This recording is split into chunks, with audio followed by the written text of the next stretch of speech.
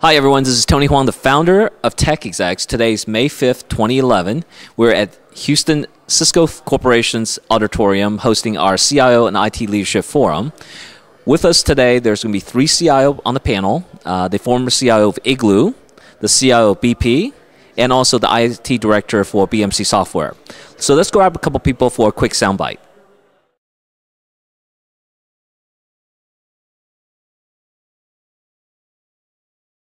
With me is Stephen Carter, the CIO for BP Upstream in Western Hemisphere. How are you, Stephen? Very good, thanks, Tony. Nice to be here. Thank you for being on the panel today. So the topic is going to be on data management and knowledge is power. What are you guys going to be sharing with people? Well, obviously, data management is very important to an upstream exploration company and production company. I'm going to talk actually not so much about the technology, but more about some of the non-technological things that we need to get in place to make any kind of data management program or data management exercise successful. So you guys held a conference call beforehand, actually two conference calls, and what are some key takeaway points for people that are not able to make it today? I'm going to focus in this. We developed as part of our data management strategy a framework of 8 important things that we felt needed to be in place to be operationally effective around data management. Okay. I'm going to talk about the 3 what we call management elements. So that's governance, performance management, and professional organization. Okay, great.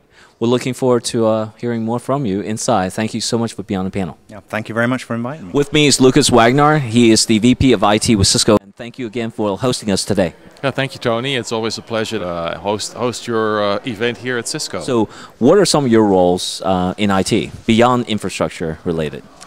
Yeah, well, infrastructure, of course, always plays a significant role. I look after application support for currently our legacy systems. We are just in the middle of doing a very large ERP implementation. And that's handled by John Holsom, but I manage all of the infrastructure and legacy applications at the moment. So what do you think the trend of IT as far as cloud is concerned these days? Well, the cloud computing is going to be a big shift, I think, in IT.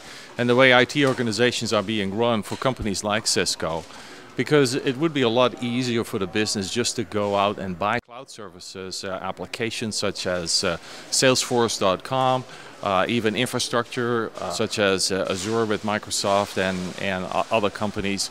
So I think it's going to be a big shift over the next 5 to 10 years. I know you're very involved in social computing. Yeah. So what do you think that's going to go?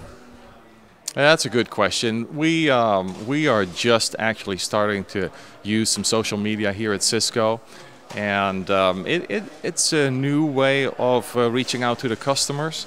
So we have our customers are kind of our restaurateurs, and then our consumers are the ones that actually go to the restaurants that we service. So we actually want to try to reach both of those groups of people and get Cisco's name out there a little bit more. I think you coined the phrase crowdsourcing, right? What is that about? Well, crowdsourcing, of course, is to use the wisdom of the crowd to see what type of technologies and applications are accepted by the public. Okay. Yeah. Well, thank you so much for hosting us today, and thank you for being involved with TechExecs. Yes, you're very welcome. Thank you for coming, and it's always a great show. Thank you. Welcome back, everyone. This is Tony Huang, the founder of TechExecs. With me is Darwin McHugh. He was the former CIO for Igloo Corporation. Well, I think what the role of the CIO is, if I had to put it into a term, would be ubiquitous access to data that has a high degree of integrity and consistency across the world or across the organization. And I have my cell phone on me someplace. I mean, truly in the future, I think that's going to become the tool for this generation coming up, and they're going to have to be able to, where they are, mine some source of data that will be the same no matter whether you're in China, here in Houston, or sitting on a beach in Hawaii. It all has to be the same. What are you going to be sharing with people today on the panel? Today we're going to have a discussion of data management and its effect within a corporate environment, IT staffs in particular. Well, I think what's going to be, for the biggest thing for me, is how it's stratified between a big company like Cisco and a smaller company like Igloo, how the priorities change for management and how they manage their data. That's what I hope to learn. I think when you get back to data management, standardized and common data is truly the power, so you don't have to sift through and understand the differences or the nuances of the data. That's truly where the grail is for me. Well, we're glad that you're on the panel today, and we're looking forward to hearing more from you. With me is Dan Zubkov, the IS&T Director with BMC Software. How are you? Very good, Tony. Thank you. So your role in BMC is actually internal. That's correct. Actually, I head up for our mainframe service management organization, their IT needs, and make sure we handle that for them. Okay. Today, Dan's going to be on the panel. What are you going to be sharing with everyone? Well, you know, when it comes to data management, there's definitely an explosion in terms of the data out there, the data needed, especially as new software as a service and the cloud offerings are coming out there. How do corporations, including BMC, incorporate that data into a master data set to be able to share with the different business units for their needs? If you run a software as a service application and you're not integrating that data, you end up with those data silos, which really do hurt the business in the long run. So how do we conquer that? How do we take care of that? Really part of what we do in data management. Well, for those people that are not able to make it to today's event, what will be a couple of takeaway points? Well, when approaching data management, especially at an enterprise corporate level, you really want to make sure you have that business sponsor. Just having good data for the sense of having good data doesn't necessarily get you the dollars you need to get those projects in the door. So a lot of times you want to go ahead and align that either with your sales organization, your manufacturing organization, or some key business need. That'll really help drive the sponsor as well as the funding that is needed to bring this thing forward. Well, it sounds like you're going to be sharing some insightful knowledge with all of us. We'll look forward to hearing more from you inside. Very good. Thank you, Tony. With me is Mike Patterson, the chapter chair for Houston TechExecs. How are you, Mike? I'm good. How are you? So isn't this a fabulous place at Cisco? Yes, I like Cisco. I've been to other events here, and it's always a very nice venue. So I'm enjoying it. Looking forward to it. So we're having an interesting topic today on data management. You guys held a couple conference calls beforehand. So what are some of the key takeaways for today's event? Well, the major points are that data management is probably for most people a dry topic. However, it has a major impact on how people do business, and the issues surrounding it can impact people besides just the technology community. So we're going to explore through the questions the interaction with management, the interaction with the end user, how you articulate the value of this, and it may drift over into things like master data management and other aspects of it that are more technical in detail. Cool. For those people not able to make it today, Mike, do you have some encouraging words for them to come out and network and join us? Yeah, it's a good turnout. It's an interesting group of people. I would encourage everyone that is on the fence about coming to one of these to try it out. Come once and see what you think. Well, thanks so much for all the work that you have put into this organization, and we really appreciate it. With me is Robert DeVito with TechExecs. How are you, Robert? Doing well, thanks, Tony. So you're one of the industry update presenters this morning. What are you going to be talking about?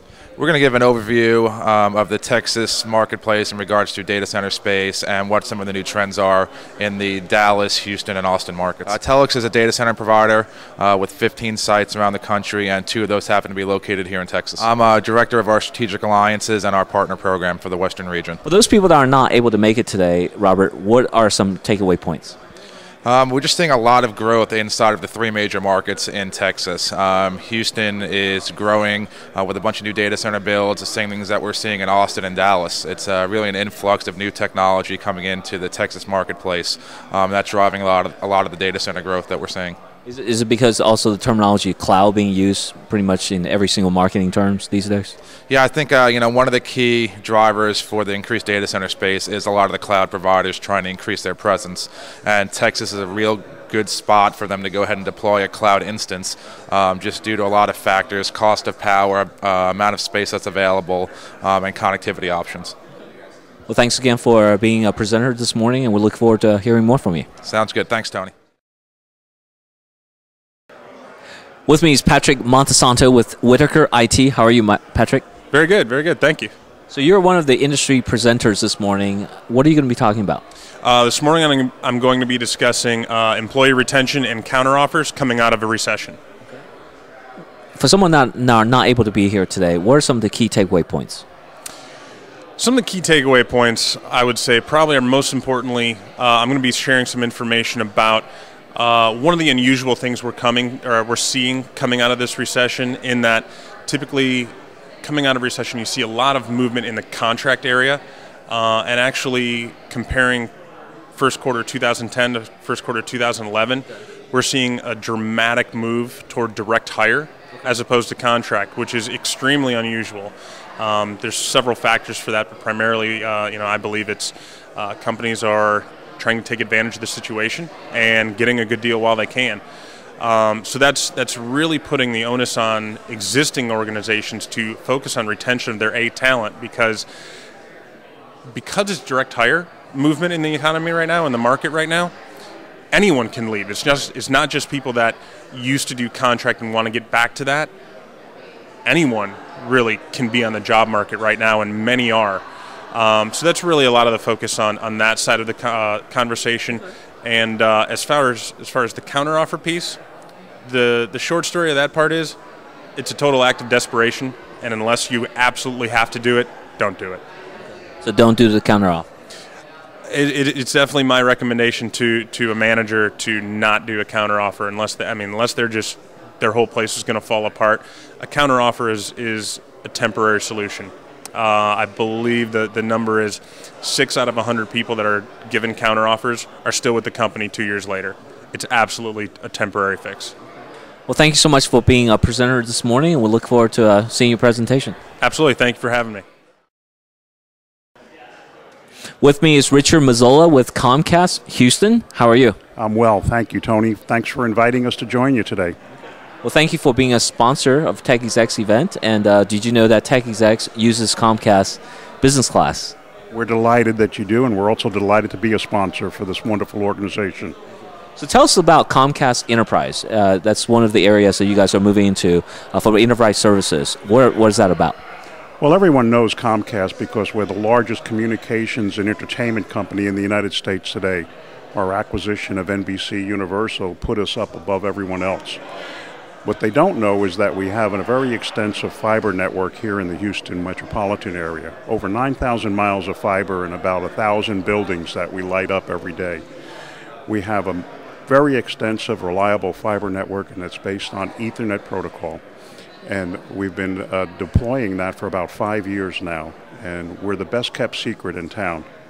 We just need to get our name out there a little bit more, and we're doing that through a lot of advertising and joining organizations like TechExecs. A couple of the things that we're able to offer customers is a layer 2 service that is very easy to upgrade once they need to have it. We developed a process that we use just rate limiting, and if they buy a 10 megabit circuit from us, then they can go to a 20 megabit within a matter of minutes. We allow that capability within the contract, and we go forward from there. The other thing that they have is the reduction of equipment required because it is an Ethernet process. It's very similar to what they have in their office, and they're able to utilize the same equipment and move forward without additional cost. Well, thank you so much for being a sponsor and new member to TechExecs. We really appreciate you guys. We'll be at more events, and we look forward to doing more business with you. Thank you. With me is Mark Smith. He is with the Rockets organization here in Houston. So what do you do at Rockets? I am the assistant manager of ticket sales right now at the Houston Rockets, and we are proud to be out here to be a sponsor with you and to help out this event. Well, what's going on with the Houston Rockets these days? Well, off season for one, so we're just looking to see what we're going to do for next year, and hopefully moving forward we'll have a strong team out on the court again, and just keep on doing what we do. We really appreciate our relationship with the organization. So what are some of the specials that you guys are doing for the meantime? Right now, what we're doing is we're kind of getting an early bird renewal plan with people so they can come in and purchase season tickets and get in early, get the best locations, get the best price points, and we have a lot of great promotions with that. So just looking to help people kind of network their business and help their business grow and retain any current clients that they have. It's amazing that when we're currently doing some networking here before the event starts, and Mark just ran into one of our TechExecs members who's also a season ticket holder, right? That's correct. So it's a small world. You never know who you're going to run into, and this is actually her first event here with TechExecs, so it's pretty fantastic to run into people that you're already working with. So technology people do like Rockets. Absolutely. Absolutely. So how do people get in touch with you? They can give me a call directly. My number is 713-758-7232, and be more than happy to answer any questions for anybody. With me is Amar. He's with Internet. How are you this morning? I'm doing well. Thanks for having us here. So Amar is the industry presenter for this morning. What are you going to be sharing everyone?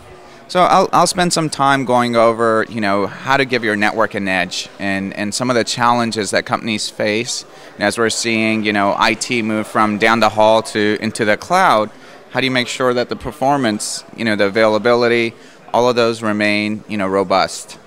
Seems to be a paradigm shift on the user's perspective of how applications work. I recently talked to one of the users. They tried to do the back button to try to change the content, and they lost the content. What have you seen in the industry these days about the cloud, the usage of cloud computing? Yeah, so people want to move to the cloud, right? Because it means less, headaches and burden in hosting my own IT applications. But at the same time, you don't want to sacrifice performance. You don't want to sacrifice availability and some level of control. So that's why we look to make it seamless and make it that the customer feels like, hey, my application might be in the cloud, but I'm still able to maintain high performance, reliability, and have that good customer experience. What's the terminology? Latency? Is that a terminology that people use? Yes, latency is the Achilles heel, I guess, of the cloud, where now, rather than, within the same building, I'm maybe hosting my applications across the country. And today we'll cover some, technology solutions that allow you to still have a robust experience. So for those people that aren't able to make it today, what are a couple of key takeaway points from your presentation? So I think it's important to look at, what are the underlying, I'm getting a little geeky here, but what are the underlying, technical reasons that performance may suffer, namely, looking at BGP and TCP in their standard form, how they aren't able to, live up to and deliver the level of performance that customers need today from their networks. And, we'll look at ways to work around those and solve for those. Well, again, thank you for being a sponsor and also being a speaker today at today's event. Thank you very much.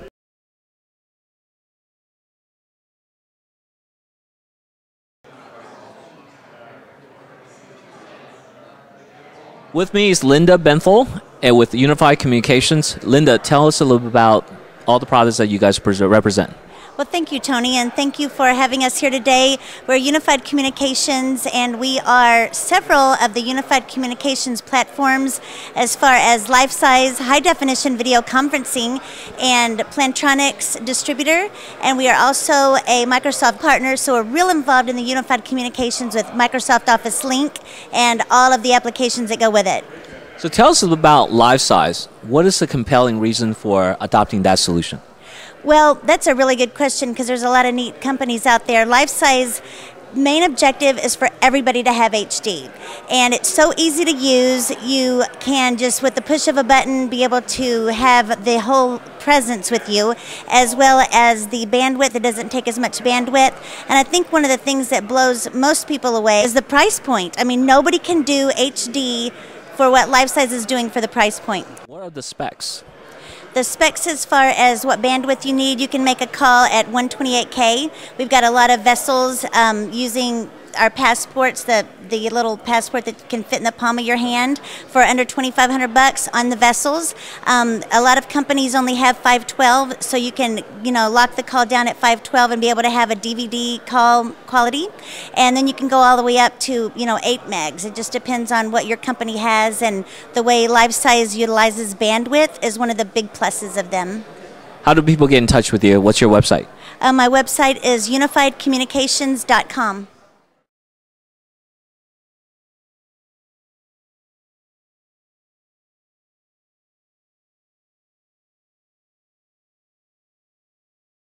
With me is Ryan Herbst with Unified Communications. How are you? I'm doing great. Thank you for having us today.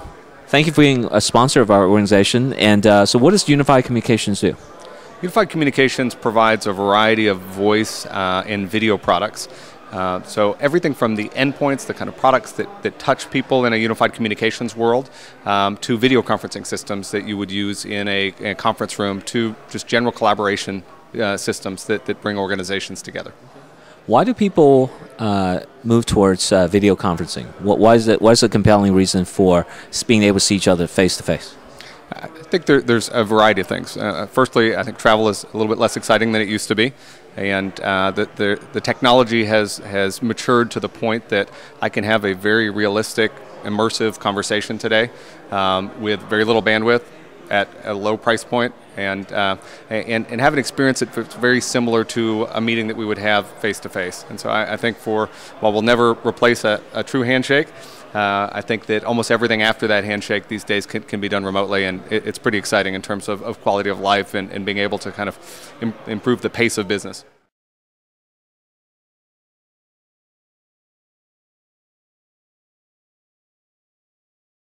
Today's been a wonderful event with insightful knowledge from all of our panelists and also our presenters.